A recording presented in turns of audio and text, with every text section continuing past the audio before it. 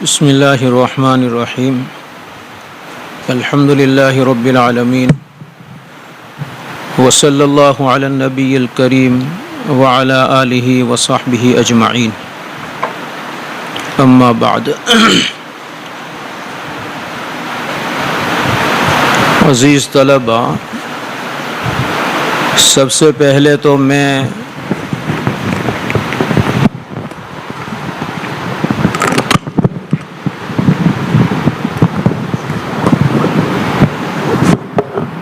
آپ تمام حضرات کو اور آپ کے اساتذہ کرام کو مبارکباد دیتا ہوں کہ ان پرآشوب حالات میں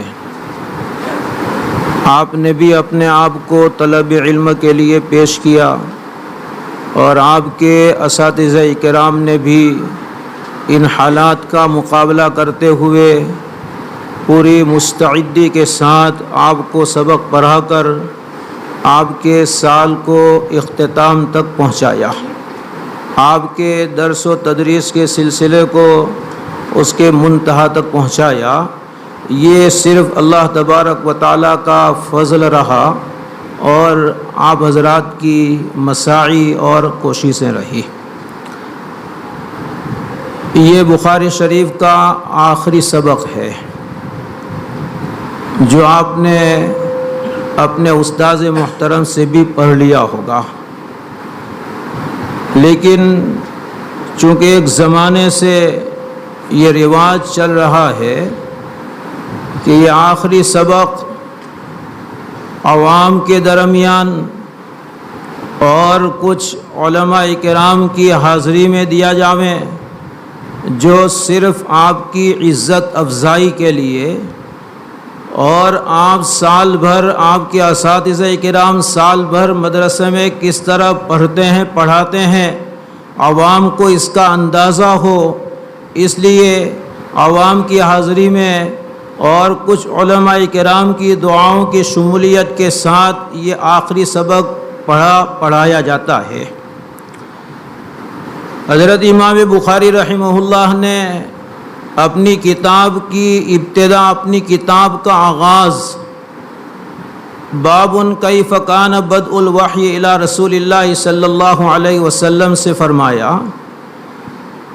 اور اپنی کتاب کا اختتام یا تو اس باب پر کیا ہے یا یہ کہ اس سے اوپر والے باب پر کیا ہے۔ علامہ کرمانی رحمہ اللہ یہ فرماتے ہیں کہ حضرت امام بخاری رحمہ اللہ نے کتاب کا آغاز بھی وحی سے فرمایا اور کتاب کا اختتام بھی وحی پر فرمایا۔ علامہ کرمانی رحمہ اللہ کی بات کو سمجھنے کے لیے ایک اور بات آپ کو سمجھنا ہوگا کہ حضرت امام بخاری رحمہ اللہ نے اپنی کتاب کا آغاز باب کیف کان بدء الوحی الی رسول اللہ صلی اللہ علیہ وسلم سے فرمایا اور کتاب کا اختتام اس کے اوپر والے باب پر فرمایا۔ اوپر والا باب دیکھیے، باب قراءۃ الفاجر والمنافق واصواتهم وتلاوتهم لا یجاوز حناجرهم۔ یہاں پر قراءۃ الفاجر قرآن پاک کی قراءت اور بدء الوحی میں بھی قرآن پاک کا نزول، گویا وحی پر کتاب کا آغاز اور وحی پر ہی جو ہے وہ کتاب کا اختتام ہو رہا ہے۔ اس اعتبار سے آپ نے جو یہ باب اس وقت پڑھا ہے یہ کتاب کا تتمہ ہے اور کتاب کا ایک زائد جو ہے مضمون ہے، جس میں حضرت امام بخاری رحمہ اللہ حسن خاتمہ کی طرف اشارہ فرما رہے ہیں کہ میری کتاب کا اختتام اگرچہ اوپر والے باب پر ہوا ہے، لیکن اس باب کو ذکر کر کے میں اپنی کتاب کا حسن اختتام اور اپنی ذات کے حسن خاتمہ کی نیک فالی لیتے ہوئے میں ایک زائد باب یہاں پر ذکر کر رہا ہوں۔ یہ علامہ کرمانی رحمہ اللہ نے ذکر کیا ہے، لیکن ارشاد الساری میں علامہ قسطلانی رحمہ اللہ نے ذکر کیا ہے کہ امام بخاری رحمہ اللہ نے اپنی کتاب کا آغاز کتاب الایمان سے جو ہے وہ کیا ہے، اور اپنی کتاب کا اختتام کتاب کے اعتبار سے کتاب التوحید والرد علی الجہمیہ پر کیا ہے، اور باب کے اعتبار سے باب قول اللہ تعالی وَنَضَعُ الْمَوَازِينَ الْقِسْطَ لِيَوْمِ الْقِيَامَةِ، اس آیت پر یا اس آیت کے مضمون پر کتاب کا اختتام فرمایا۔ اس اعتبار سے علامہ قسطلانی رحمہ اللہ کی یہاں پر باب کیف کان بدء الوحی الی رسول اللہ صلی اللہ علیہ وسلم، یہ کل مقدمۃ للکتاب، یہ کتاب کے مقدمے کے درجے میں ہے۔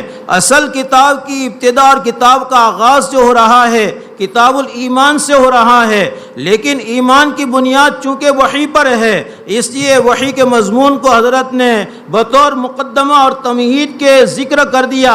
اس کا نفس کتاب کے ساتھ تعلق نہیں، جیسے کہ آپ مختلف کتابوں کے ضمن میں پڑھ چکے ہو کہ مقدمہ اور خاتمہ یہ جو ہے وہ مقاصد سے خارج ہوا کرتے ہیں، ان کو کتاب کے مقاصد میں دخل نہیں ہوا کرتا ہے۔ اس اعتبار سے باب کیف کان بدء الوحی الی رسول اللہ صلی اللہ علیہ وسلم وقولہ تعالی انا اوحینا الیک کما اوحینا الی نوح الی آخر الآیہ، یہ جو حضرت امام بخاری رحمہ اللہ نے یہ باب قائم کیا ہے، یہ باب ہے، اور باب کا عنوان ذکر کر کے حضرت نے اس کی طرف اشارہ کیا ہے کہ یہ مقدمہ ہے، اور اصل کتاب جو شروع ہو رہی ہے کتاب کے عنوان سے، یہ کتاب الایمان سے ہو رہی ہے، اور کتاب کے عنوان سے جو کتاب پوری ہو رہی ہے وہ کتاب التوحید پر جو ہے یہ کتاب پوری ہو رہی ہے۔ ایمان کی بنیاد بھی توحید ہے اور توحید کی بنیاد بھی توحید ہے۔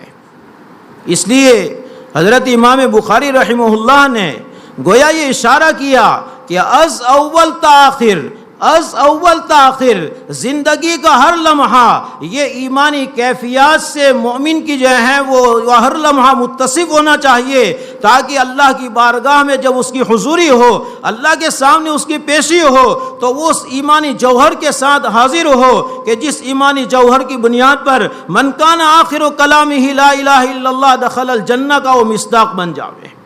اس لیے علامہ قسطلانی رحمہ اللہ کے قول کے اعتبار سے کتاب کی ابتدا کتاب الایمان سے ہے، اور کتاب کا اختتام جو ہے وہ توحید پر ہے، اور کتاب التوحید اور یہ آخری باب جو ہیں وہ بھی توحید ہی کا باب ہے، اس لیے کہ آخری روایت حضرت امام بخاری رحمہ اللہ نے جو ذکر کیے ہے اس کا مضمون فرمان رسول متن حدیث جو ہے وہ ہے سبحان اللہ و بحمدہ سبحان اللہ العظیم۔ سبحان اللہ و بحمدہ یہ لا الہ الا اللہ کی ترجمانی ہے۔ لا الہ الا اللہ میں پہلے جو ہے وہ تمام معبودوں کی نفی کی گئی ہے، سبحان اللہ میں بھی اللہ تبارک و تعالیٰ سے تمام عیوب کی نفی کر دی گئی ہے۔ گویا لا الہ الا اللہ میں نفی مقدم ہے، سبحان اللہ و بحمدہ میں بھی سبحان اللہ میں نفی مقدم ہے، اور الا اللہ میں اس بات ہو رہا ہے اللہ کے وجود کا، اور وہ بحمدہ میں اس بات ہو رہا ہے اللہ کی صفات کا۔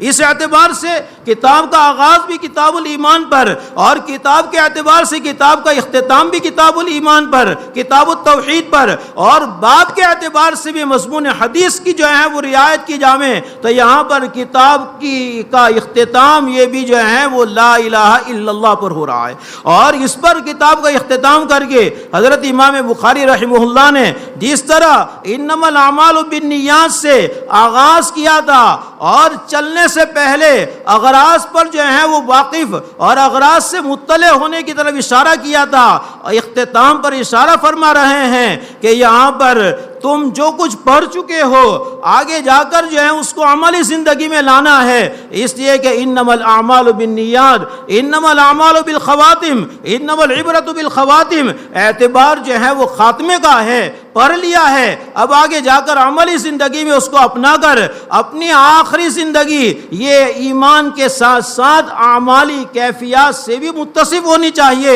اس لیے کہ تنہا ایمان یہ اگرچہ جو ہے وہ نجات اخروی کے لیے کافی ہے، لیکن دخول اولی کے لیے تنہا ایمان کافی نہیں ہے، بلکہ ان الذین آمنوا وعملوا الصالحات، اعمال صالحہ کو ایمان کے ساتھ جوڑنا لازم و ضروری ہے۔ یہ تو ابتدا اور اختتام اختتام کے درمیان جو ہے مناسبت ہے۔ اب جو ہے اور ایک مناسبت ابتدا اور اختتام میں حضرت امام بخاری رحمہ اللہ نے اپنی کتاب کا جو آغاز فرمایا ہے انما الاعمال بالنیات سے، وہ بھی غریب ہے، غریب الاسناد ہے، اور اپنی کتاب کا جو اختتام فرمایا سبحان اللہ و بحمدہ سبحان اللہ العظیم پر، یہ بھی جو ہے وہ غریب الاسناد ہے۔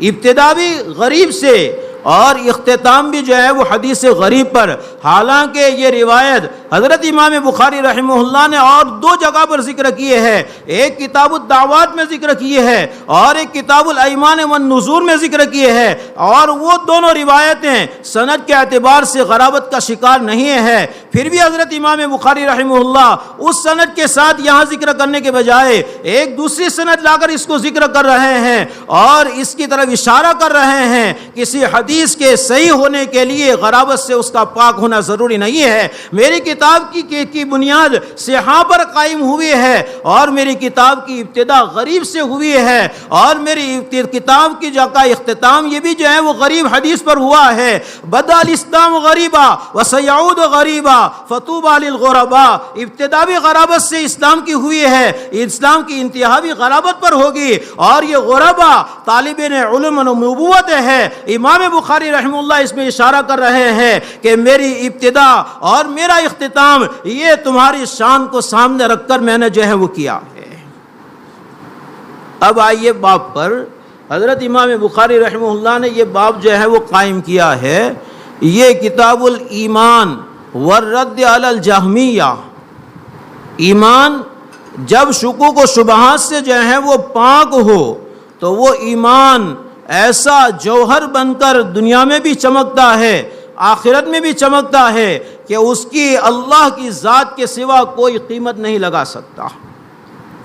اس ایمان کا پاک ہونا شکوک و شبہات سے یہ تب ثابت ہوگا جب کہ اس ایمان کے ساتھ دوسرے جو امور فرق ضالہ باطلہ نے شامل کر دیے ہیں، جس کی تردید یہ ایک ایمان کا جو ہے وہ لازمی حصہ ہے، اور ایک مؤلف کا جو ہے وہ فریضہ ہے کہ جب ایمان کی حقیقت کو بیان کر چکا، ایمان کے بعد کتاب العلم کو بیان کر چکا، علم کی بنیاد پر جو ہے وہ علم کا ایک لمبا ذخیرہ ذکر کر چکا، اخیر میں جا کر کچھ شکوک و شبہات کو پیش کر رہا ہے، تو تمہارے پاس ان شکوک و شبہات کو دفع کرنے کی ایک جو ہے وہ دفع کرنے کا ایک ذخیرہ ہونا چاہیے، اس لیے کہ انسان کا سب سے بڑا عجز یہ ہے کہ کسی معترض کے جواب دینے سے وہ اپنے آپ کو عاجز پائے۔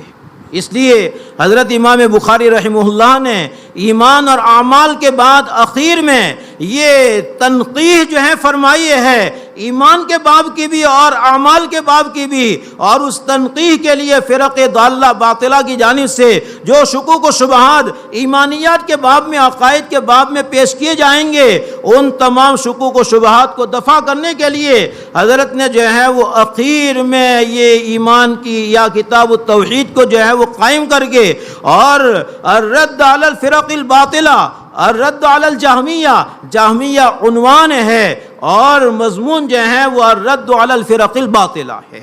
حضرت امام بخاری رحمہ اللہ کا جس زمان میں وجود ہے، اس زمان میں یہ معتزلہ کا بہت زیادہ زور رہا ہے، اور معتزلہ کے جو اختلافی مسائل ہیں، ان اختلافی مسائل میں یہ علم کلام کا مسئلہ بہت زیادہ جو ہے وہ منظر عام پر آ چکا ہے، یہاں تک کہ حضرت امام احمد بن حنبل رحمہ اللہ کو مستقل اس باب میں آزمائش کا شکار جو ہے وہ ہونا پڑا ہے، اور معتصم باللہ کی جانب سے جو ہے وہ کوڑے لگائے جانے کا عذر ہوا ہے، اور حضرت ایک زمانہ اس ابتلا اور آزمائش میں رہے ہیں۔ یہ ایک بہت بڑا مسئلہ تھا، اس مسئلے پر علماء، اس موقع پر علماء حق کی ذمہ داری یہ بنتی ہے کہ دودھ کا دودھ، پانی کا پانی الگ کر کے امت کے سامنے رکھ دے۔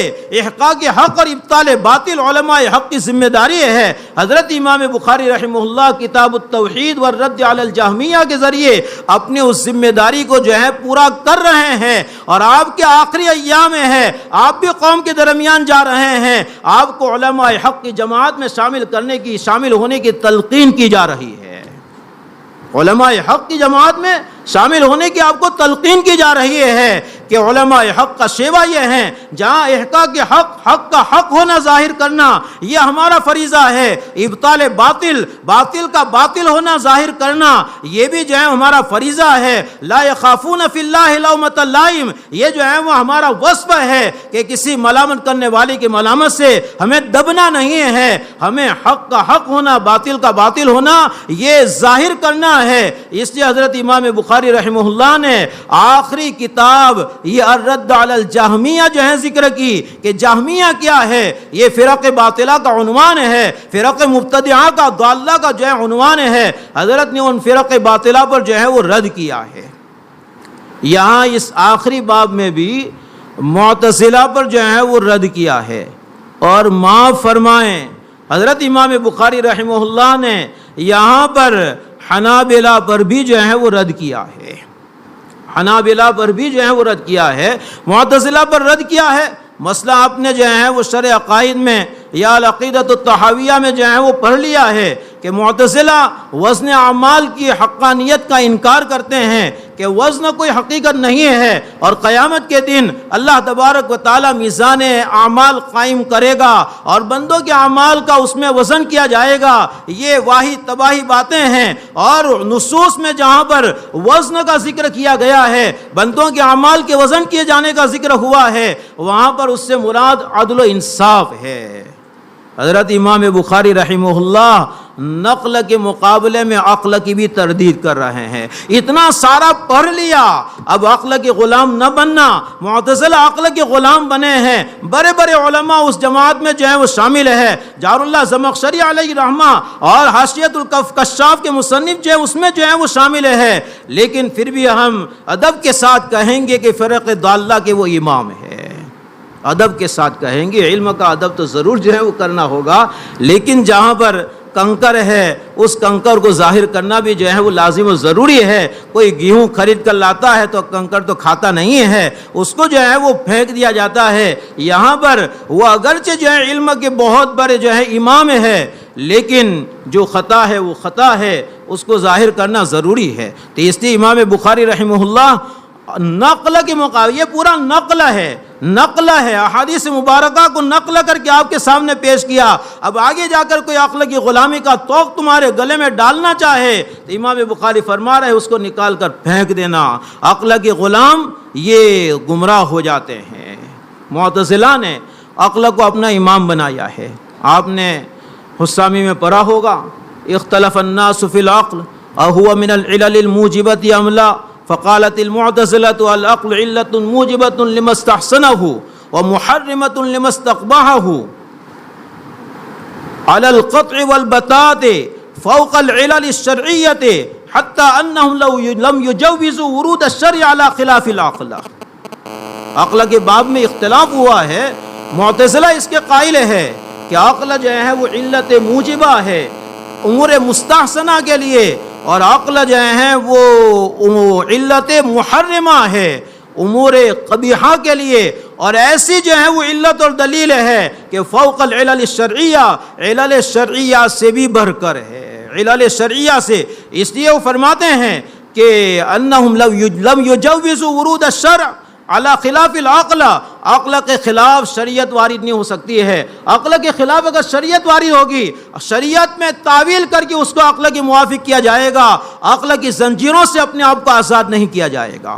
یہ معتزلہ کا خیال ہے، اور معتزلہ جو ہے وہ اسی خیال کی بنیاد پر عقلی دلائل پیش کر کے نصوص میں تعویل کر کے وزن اعمال کا انکار کر رہے ہیں۔ نصوص میں تعویل ابھی میں نے ذکر کر دی کہ وہ وزن اعمال والی جتنی آیتیں اور روایتیں ہیں ان تمام کو عدل و انصاف پر محمول کرتے ہیں۔ مستقل جو ہے کوئی وزن اور اس میزان کا قائم کیا جانا، اس کی حقیقت کا وہ انکار کرتے ہیں۔ اس سے مراد عدل و انصاف کا ظاہر کرنا، یہ حضرت امام بخاری رحمہ اللہ جو ہے معتزلہ کی اس خیال کو رد کر رہے ہیں، اس خیال کو رد کر رہے ہیں۔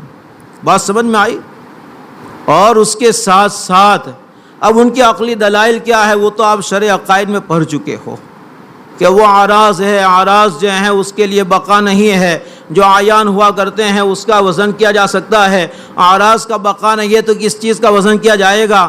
لیکن آج کے دور میں اعراض کا وزن کیا جانا، یہ عقل کے پرستاروں نے عقل کے پرستاروں کی تردید کر دی ہے۔ قدیم جو ہے وہ عقلاء کی تردید یہ جدید فلاسفہ نے، سائنسدانوں نے کر دی ہے۔ گاڑی کی رفتار یہ عرض ہے، لیکن وہ آپ کا گاڑی کا کانٹا بتا رہا ہے کہ کتنی رفتار پر چل رہی ہے۔ حرارت اور برودت جو ہے وہ عرض ہیں، لیکن آپ کے جسم کی حرارت جو ہے وہ ناپ لی جاتی ہے، تھرمومیٹر کے ذریعے اس کا وزن کیا جا رہا ہے۔ برودت جو ہے وہ ناپی جا رہی ہے۔ یہ سردی کے دنوں میں جو ہے ڈگری بتائی جا رہی ہے کہ آج جو ہے وہ ٹیمپریچر کتنا ہے۔ یہ کیا چیز ہے؟ یہ اعراض ہے، اس کا وزن کیا جا رہا ہے۔ ہر چیز کے وزن کا معیار جو ہے وہ الگ الگ ہوتا ہے۔ اس لیے آج کے جدید فلسفہ نے قدیم جو ہے وہ فلاسفہ کو رد کر دیا کہ تمہاری عقل جو ہے وہ خطا کھا چکی ہے، اور ظاہر کے اعتبار سے اب ان چیزوں کے جواب کی بھی جو ہے وہ ضرورت نہیں ہے، جبکہ انہی کے جو ہے وہ جماعت کے کچھ لوگوں نے ان کے نظریے کو رد کر دیا۔ ہم اس نظریے کو رد کرنے کے لیے اپنے اوقات کو ضائع نہیں کریں گے۔ ساتھ ساتھ حضرت امام بخاری رحمہ اللہ نے غلاۃ حنابلہ پر بھی جو ہے وہ رد کیا ہے، متشدد حنابلہ پر رد کیا ہے۔ اب چونکہ اس زمانے کا سب سے بڑا مسئلہ یہ علم کلام ہو چکا تھا، اور علم کلام کے کلام الہی کے قدیم ہونے کی نفی جو ہے معتزلہ کر رہے تھے۔ معتزلہ کے مقابلے میں حنابلہ جو ہے وہ آ چکے۔ یہ خلفائے بنی عباس جتنے تھے وہ سب معتزلی تھے، خلفائے بنی عباس جتنے تھے وہ سب معتزلی تھے، اور ان کے اعتزال کو حضرت امام احمد بن حنبل رحمہ اللہ نے جو ہے وہ رد کیا ہے، اور کلام اللہ کے قدیم غیر و مخلوق ہونے کا دعویٰ جو ہے وہ کیا ہے۔ تو اس موقع پر معتزلہ نے اس کے جو ہے وہ حادث ہونے کا، الکلام القرآن کتاب اللہ تعالی مخلوق قائم باللوح المحفوظ او بجبرائیل لیس بقائم بذات اللہ تعالی۔ یہ معتزلہ جو ہیں کہہ رہے ہیں اللہ کی ذات کے ساتھ قائم جو ہے اس کو قرار دیا جاویں تو اس کو قدیم کہنا پڑے گا، لیکن چونکہ وہ صفات الہیہ کا انکار کر رہے ہیں، اس انکار کی بنیاد پر انہوں نے یہ کہا کہ کلام اللہ کی صفت ہے، لیکن عجیب جو ہے بیوقوفی کہ وہ یہ لوح محفوظ کے ساتھ قائم ہے یا جبرائیل کے ساتھ قائم۔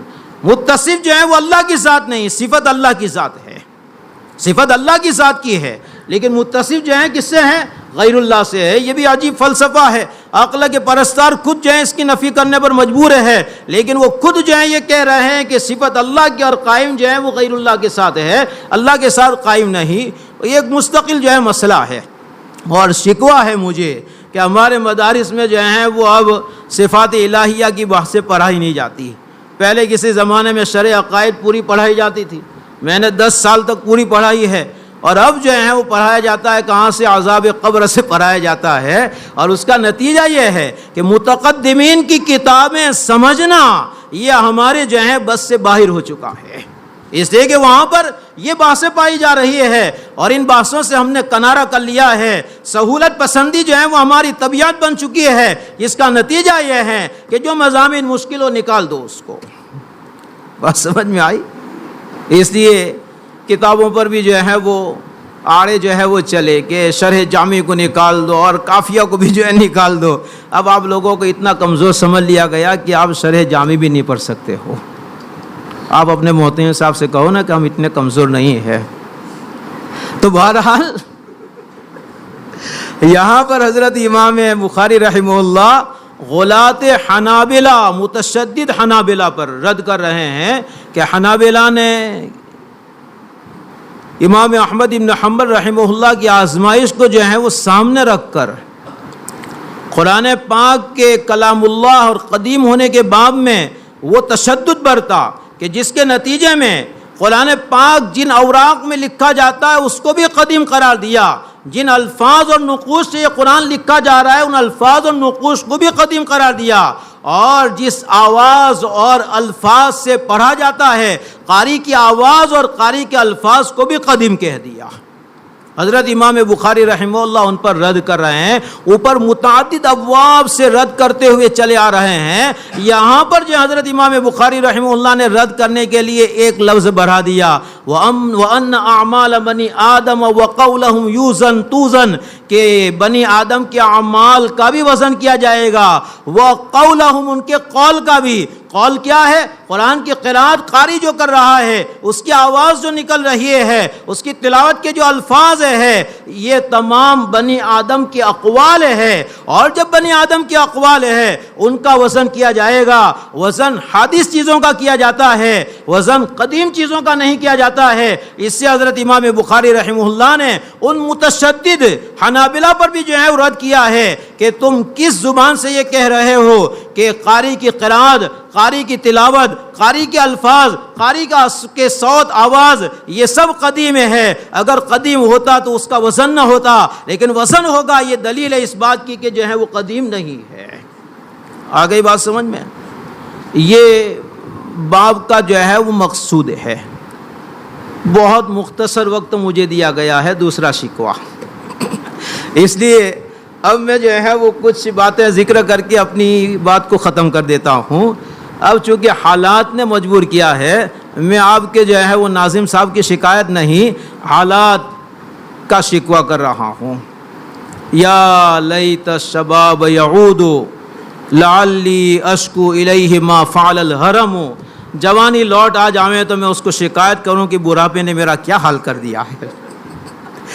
سمجھ میں آئی؟ یہ حالات ہے جو جوان کو بوڑھا کر دیتی ہے۔ یہی حال ہے کہ یہاں آپ کا جو مغرب کے بعد کا یہ نظام تھا، عصر کے بعد جو ہے وہ کر دیا گیا، اس لیے منتظمین بھی مجبور ہے، میں بھی مجبور ہوں۔ باب قول اللہ تعالی وَنَضَعُ الْمَوَازِينَ الْقِسْطَ لِيَوْمِ الْقِيَامَةِ، حضرت امام بخاری رحمہ اللہ نے وَالْوَزْنُ يَوْمَئِذٍ الْحَقَّ، وزن کی حقانیت کی دلیل بلفظ ہی قرآن پاک کی یہ آیت بن رہی ہے۔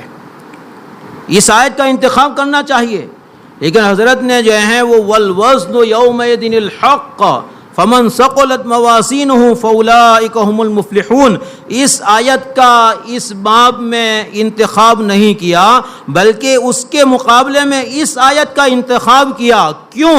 اس لیے کہ اس میں وزن کا وزن جو ہے وہ امام بخاری ذکر کرنا چاہتے ہیں۔ مسئلہ وزن کا وزن کیوں؟ وَنَضَعُ، اللہ فرماتا ہے ہم قائم کریں گے، اور جب کسی چیز کی نسبت اللہ کی طرف ہو جاویں تو پھر اس میں وہ وزن پیدا ہو جاتا ہے جو وَالْوَزْنُ يَوْمَئِذٍ الْحَقَّ میں بھی نہیں ہے۔ اس لیے امام بخاری رحمہ اللہ نے اس آیت کا انتخاب کیا کہ یہاں پر نَضَعُ، اس کی نسبت کس کی طرف ہو رہی ہے؟ اللہ کی طرف۔ متکلم مال غیر کا صیغہ ہے، جس کو آپ جمع متکلم جو ہے وہ کہتے ہو، ایک تو اللہ کی طرف نسبت، پھر جمع کی شان کے ساتھ نسبت ہو رہی ہے، وزن در وزن جو ہے وہ بڑھتا جا رہا ہے۔ اس سے حضرت امام بخاری رحمہ اللہ نے اس آیت کا انتخاب فرمایا، حالانکہ بے لفظ ہی حقانیت پر دلیل جو ہے وہ واضح طور پر کون سی آیت بن رہی تھی؟ والوزن یومئذ الحق، لیکن اس میں وہ وزن نہیں تھا مسئلے کو ثابت کرنے کا، جو وزن کس میں ہے؟ اس آیت میں ہے۔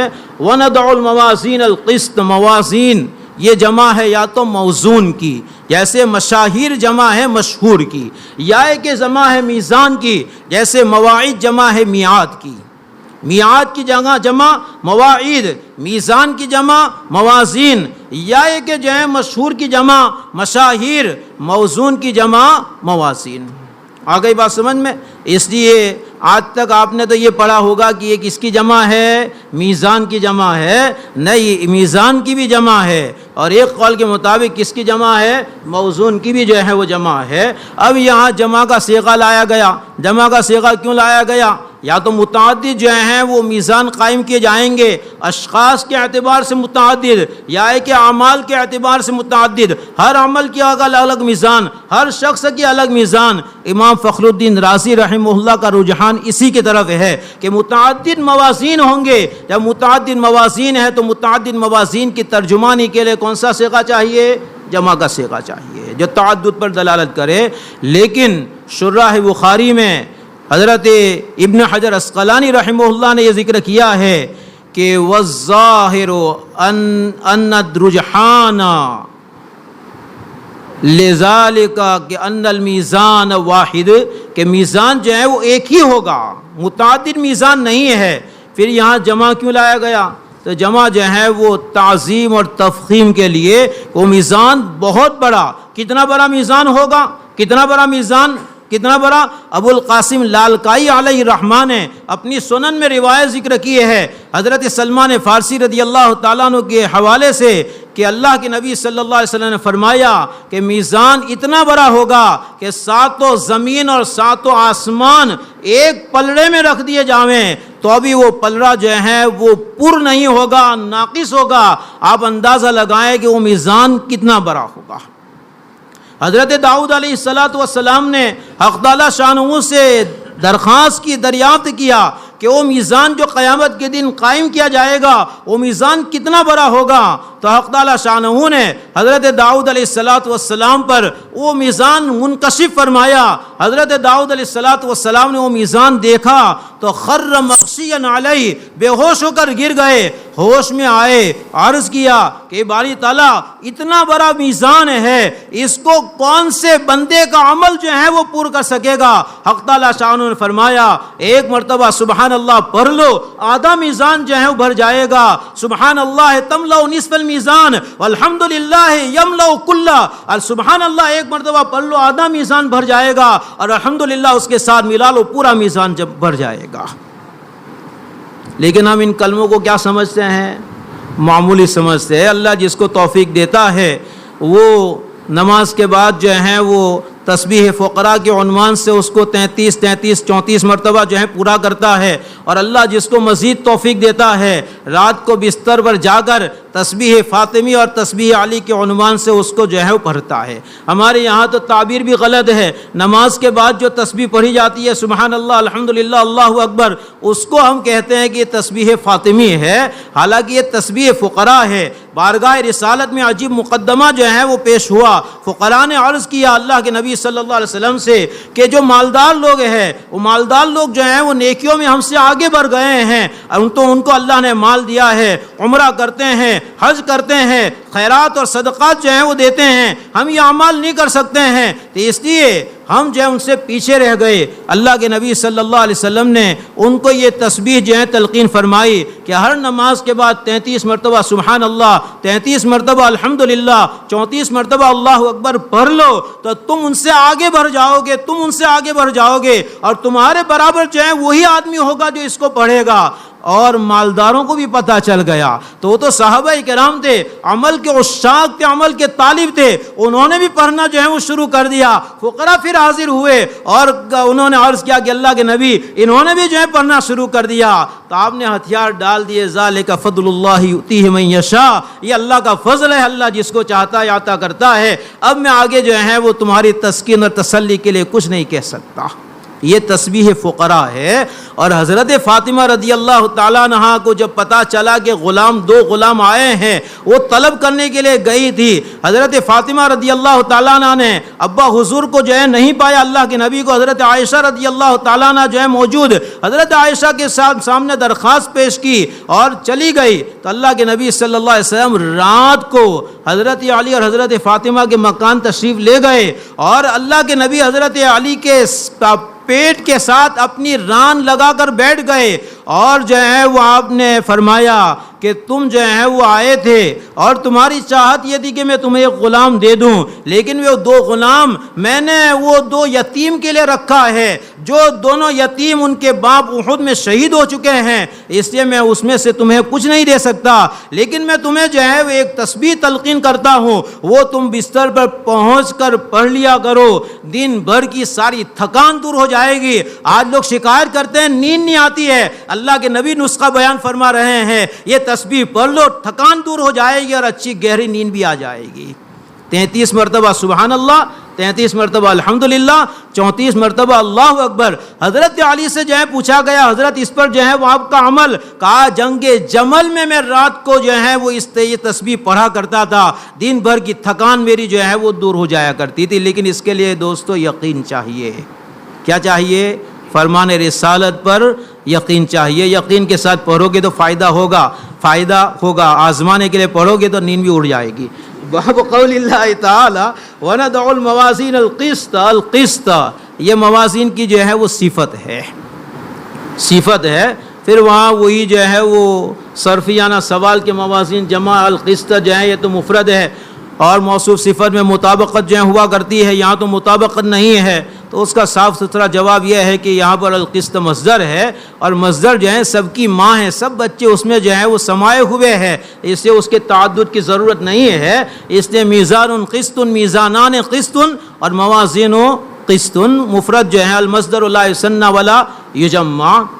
لیوم القیامہ، لام یا تو زائد ہے یا لام جو ہے فی کے معنی میں ہے، یا لام جو ہے وہ اجل کے معنی میں ہے. لأجل حساب یوم القیامہ، یا ہے کہ فی یوم القیامہ، یا ہے کہ لیوم القیامہ میں لام جو ہے وہ فی کے معنی میں، یا ہے کہ زائد ہے یوم القیامہ. وَأَنَّ أَعْمَالَ بنی آدم وَقَوْلَهُمْ یوزن، اور بنی آدم کے اعمال، مسلمان کافر کوئی فرق نہیں، تمام کے اعمال کا وزن کیا جائے گا.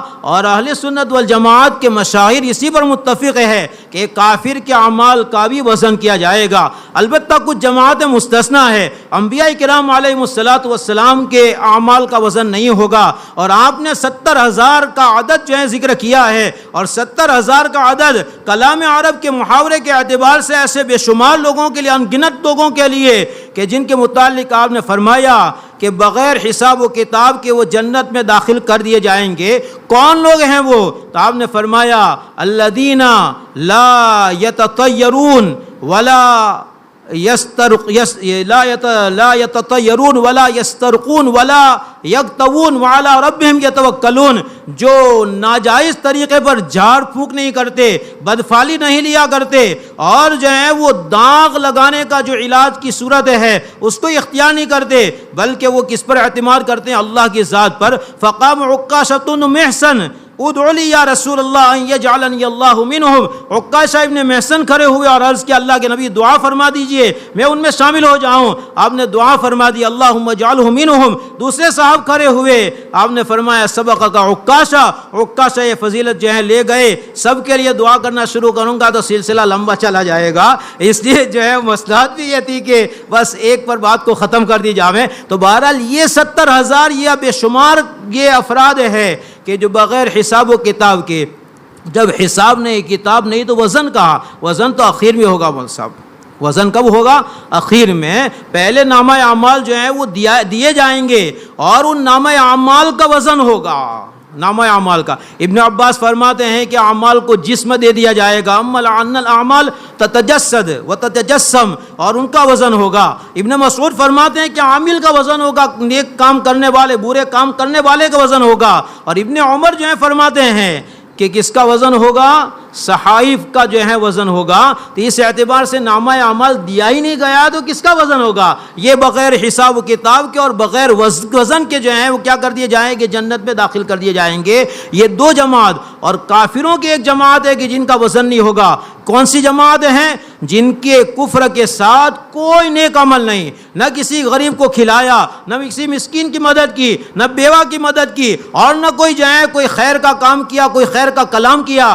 ایسے لوگوں کا بھی جو ہے کوئی وزن نہیں. وہ جماعت بلا حساب و کتاب جنت میں، یہ جماعت بلا حساب و کتاب جہنم میں پہنچا دی جائے گی.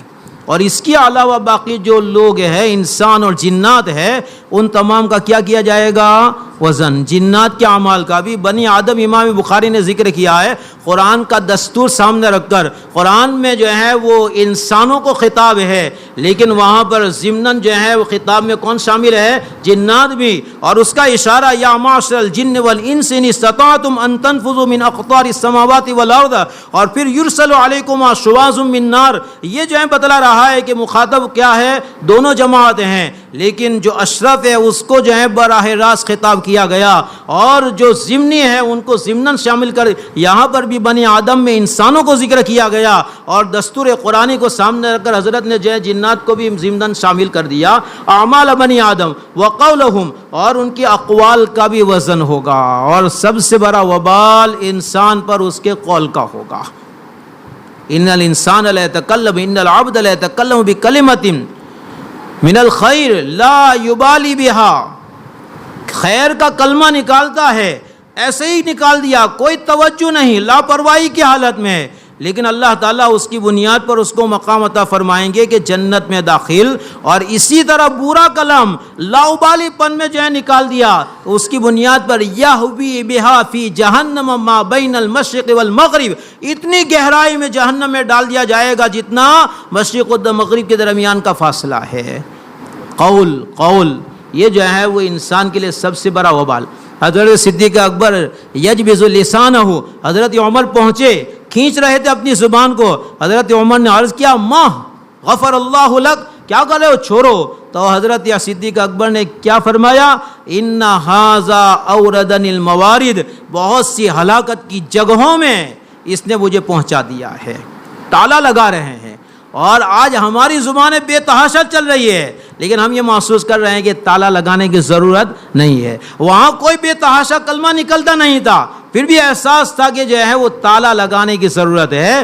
امام بخاری آپ کو بھی کہہ رہے ہیں، عوام کو بھی جو ہے وہ کہہ رہے ہیں کہ پہلے تول پھر بول. قیامت کے دن تول ہوگا تب ہوگا، لیکن ابھی تمہارے پاس تمہارا معیار، تمہاری زبان کا استعمال، تمہاری عقل و دماغ کا جو ہے وہ استعمال، یہ تمہیں ایک معیار پر قائم کر چکے ہیں. اس معیار کو سامنے رکھ کر یہ ہمارے بڑے بوڑھے جو کہہ کر گئے ہیں کہ پہلے تول پھر بول، امام بخاری بھی یہی کہہ رہے ہیں کہ پہلے جو ہے وہ تولو. ہمارے بڑے بوڑھے دنیا کے وبال کو سامنے رکھ کر، حضرت امام بخاری آخرت کے وبال کو سامنے رکھ کر ہمیں یہ بتلا رہے ہیں کہ پہلے تول پھر بول.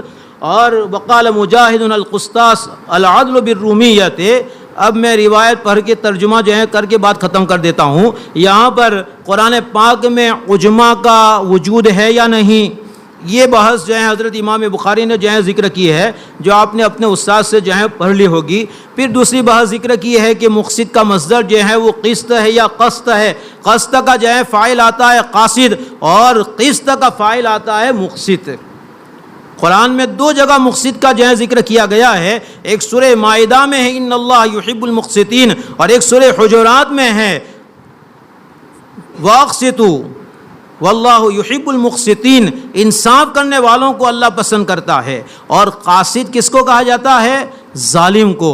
امام بخاری فرماتے ہیں قاصد کا مصدر قسط ہے اور مقسط کا مصدر قسط ہے. فاحکم بینہم بالقسط ان اللہ یحب المقسطین. یہ مقسط کا مصدر یعنی معنی کے اعتبار سے، مادے کے اعتبار سے نہیں، مادے کے اعتبار سے. ورنہ مادے کے اعتبار سے تو مول صاحب آپ مجھے بھی بیوقوف کہو گے کہ آپ نے جو ہے وہ صرف نحو نہیں پڑھا ہے. مقسط تو اقساط کا جو ہے اس میں فاعل ہے، باب افعال کا اس میں فاعل، اور باب افعال کا جو ہے مصدر کیا آتا ہے مول صاحب؟ افعال کے وزن پر اقساط جو ہے وہ آتا ہے. اور یہاں تو آپ کہہ رہے ہو کہ قسط تو معنی کے اعتبار سے. یاد رکھنا بالکل صاف ستھری بات، معنی کے اعتبار سے کسی تعویل کی ضرورت نہیں ہے کہ مقصد کا مصدر معنی کے اعتبار سے کیا ہے؟ قسط ہے. اور قاصد کا مصدر جو ہے معنی کے اعتبار سے قسط بالفتح ہے. سعید ابن جبیر رحمہ اللہ ہمارے شیخ نے سبق میں ذکر کیا تھا، حضرت شیخ نے بھی لامع کے آخر میں جو ہے یہ ذکر کیا ہے واقعہ. سعید ابن جبیر رحمہ اللہ تابعین ہے، تابعین کے بڑے فرد ہیں. وہ حجاج بن یوسف کے سامنے پیش کیے گئے. حجاج نے جو ہے پوچھا ما رأیک فی، میرے باب میں تیری کیا رائے ہے؟ تو حضرت سعید ابن جبیر نے جو ہے وہ فرمایا اراک عادلا قاسطا ففرح به الحاضرون. حاضرین سب حاضر ہو خوش ہو گئے کہ اس نے تو عادل بھی کہا حجاج کو اور قاصد بھی کہا یعنی انصاف پسند. حجاج نے کہا سبن شدیدہ، اس نے تو بہت بڑی مجھے گالی دی ہے، خوش کیوں ہو رہے ہو؟ اس لیے کہ حجاج بہت بڑا حافظ تھا. حجاج نے جو ہے وہ کہا وہم بربہم یعدلون، اس سے وہ مجھے عادل کہہ رہا ہے، کافر کہہ رہا ہے. اور قاسط واما القاسطون فکانوا لجہنم حطبا، مجھے جہنم ہی کہہ رہا ہے. اس کے بعد حجاج نے حضرت سعید ابن جبیر کو قتل کروا دیا. اور سعید ابن جبیر نے جو ہے وہ دعا کی کہ اللہ میرے بعد وہ کسی قتل پر قادر نہ ہو. چند جو ہے مہینوں میں مر گیا اور بہت بری موت جو ہے وہ مرا ہے. تو بہرحال امام بخاری بھی اس کی طرف اشارہ کر رہے ہیں. اب روایت دیکھ لیجئے. وبه قال حدثنا احمد بن اشکاب قال حدثنا محمد بن فضیل عن عمارة بن القعقاع عن ابی زرعة عن ابی ہریرة رضی اللہ تعالی عنہ عنہم قال قال النبی صلی اللہ علیہ وسلم کلمتان حبیبتان الی الرحمن، کلمتان جملتان، دو کلام دو جملے رحمان کے نزدیک بڑے محبوب ہے، بڑے محبوب ہے۔ مولانا صاحب میں ایک اشکال آپ کے حوالے کر کے جو ہے آگے نکل جاتا ہوں۔ فعیل جب صفت کا صیغہ مفعول کے معنی میں ہو تو اس پر جو ہے مؤنث کی تا نہیں آتی، اور یہاں تو حبیبتان پر جو ہے وہ مؤنث کی تا جو ہے امام بخاری نے نہیں، اللہ کے نبی صلی اللہ علیہ وسلم نے جو ہے وہ داخل کر دی ہے۔ حبیب فعیل کے وزن پر مفعول محبوب کے معنی میں ہے، اور جب جو ہے اس کا مبتدا یا اس کا موصوف ذکر کیا جاوے تو وہاں پر صفت اور خبر پر جو ہے وہ تائے تانیث نہیں آیا کرتی ہے۔ یہاں پر اللہ کے نبی صلی اللہ علیہ وسلم نے حبیبتان پر تائے تانیث کو جو ہے وہ داخل کیا ہے۔ اب جواب تلاش کرتے رہنا۔ خفیفتان علی اللسان، زبان پر جو ہے وہ بہت ہلکے پھلکے، رحمان کے نزدیک محبوب ہے، تو سننے والے کے دل میں شبہ پیدا ہوگا کہ ہمارا محبوب جو ہے بڑا وقی ہوا کرتا ہے، ہمارا محبوب بڑا جو ہے وہ عظیم ہوا کرتا ہے، رحمان کے محبوب یہ کلمے ہیں تو یہ کلمے بھی جو ہیں وہ بہت بھاری ہوں گے، کیسے ادا کر سکیں گے؟ اللہ کے نبی نے جواب دیا خفیفتان علی اللسان، زبان پر ادائیگی کے اعتبار سے بہت آسان ہے، اور جب آسان ہے تو پھر شبہ پیدا ہوا کہ آسان چیزیں جو ہیں ہلکی پھلکی ہوا کرتی ہیں، تو جواب دیا ثقیلتان فی المیزان، کہ میزان عمل میں جو ہے بڑے وزن، یہی باب کو ثابت کرنے والا جملہ ہے۔ اور وہ کلمہ کیا ہے؟ آپ بھی میرے ساتھ پڑھ لیجئے، سبحان اللہ و بحمدہ سبحان اللہ العظیم، سبحان اللہ و بحمدہ سبحان اللہ العظیم، سبحان اللہ و بحمدہ سبحان اللہ العظیم۔ ابھی ذکر کر دیا سبحان اللہ جو ہے وہ کس کے معنی میں ہے؟ لا الہ کے معنی میں ہے، اور بحمدہ جو ہے وہ الا اللہ کے معنی میں ہے، یا بلفظ دیگر سبحان اللہ صفات سلبیہ کا اشارہ ہے، اور وبحمدہ جو ہے وہ صفات ثبوتیہ کا، اور یہی حال سبحان اللہ العظیم ہے۔ سبحان ربک رب العزت عما یصفون وسلام علی المرسلین والحمد للہ رب العالمین۔